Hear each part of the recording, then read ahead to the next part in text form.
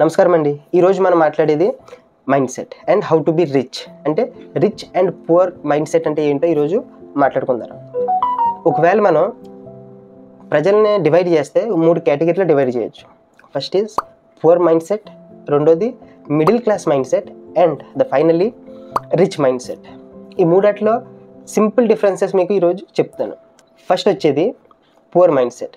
ఈ poor mind సెట్లో ఉన్న ప్రజల గురించి కానీ మనం డిస్కస్ చేస్తే వాళ్ళకి ఎలాగైతే ఇన్కమ్ వస్తుందో ఆ వచ్చిన ఇన్కమ్ మొత్తాన్ని వీళ్ళు ఖర్చు పెట్టేస్తారు అండ్ సాయంత్రం అయ్యేటప్పటికి వీళ్ళ చేతిలో డబ్బులు ఉండవు.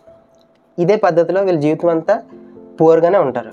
దాని తర్వాత మిడిల్ క్లాస్ మైండ్ సెట్. ఈ మిడిల్ క్లాస్ మైండ్ సెట్ వ్యక్తులు ఎవరైతే ఉన్నారో వీళ్ళు చాలా కష్టపడతారు. చాలా కష్టపడి సంపాదించిన డబ్బులతో అసెట్ కొంటారు with the help of loan.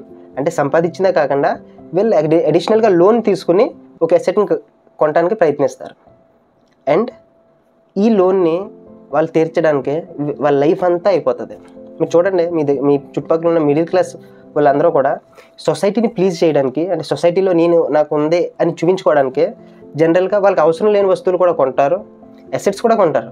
But ఆ అసెట్స్ నుంచి అంత ఇన్కమ్ జనరేట్ చేయలేక వాళ్ళు రెగ్యులర్గా యాక్టివ్గా పనిచేసే యాక్టివ్ ఇన్కమ్ ఏదైతే ఉంటుందో దాని నుంచి దీని కిస్తీలు, ఈ లోన్ ఒక కిస్తీలు కడుతూ వాళ్ళ జీవితం అయిపోతుంది. దాని తర్వాత వచ్చేది రిచ్ మైండ్ సెట్. ఈ రిచ్ మైండ్ సెట్ పీపుల్ ఎవరైతే ఉన్నారో వీళ్ళు ఫస్ట్ ఆఫ్ ఆల్ ఖర్చులు తగ్గించుకుంటారు. ఖర్చులు తగ్గించుకొని వచ్చిన ఇన్కమ్తో అసెట్స్ కొంటారు అండ్ ఒకవేళ ఖర్చు తగ్గించుకుంటే వీళ్ళు మరి వాళ్ళ ఎక్స్పెన్సెస్ ఎలాగనంటే ఫస్ట్ వీళ్ళు అసెట్స్ కొనుక్కొని ఆ అసెట్స్ నుంచి వచ్చే ఇన్కమ్తో వీళ్ళ లైఫ్ స్టైల్ మెయింటైన్ చేసుకుంటారు.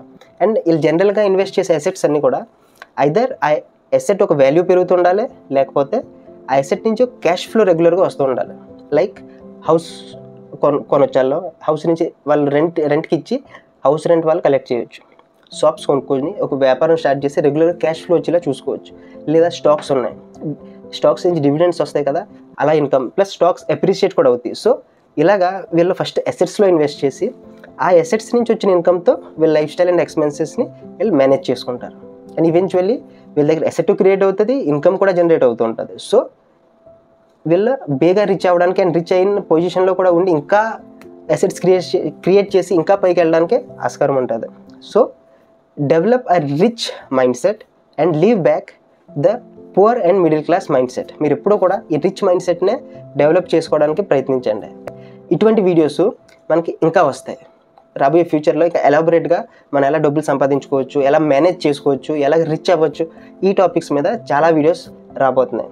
అండ్ ఒకవేళ ఈ వీడియో కానీ మీకు నచ్చినట్లయితే, ఇన్ఫర్మేటివ్గా అనిపించినట్లయితే please do like, share and subscribe.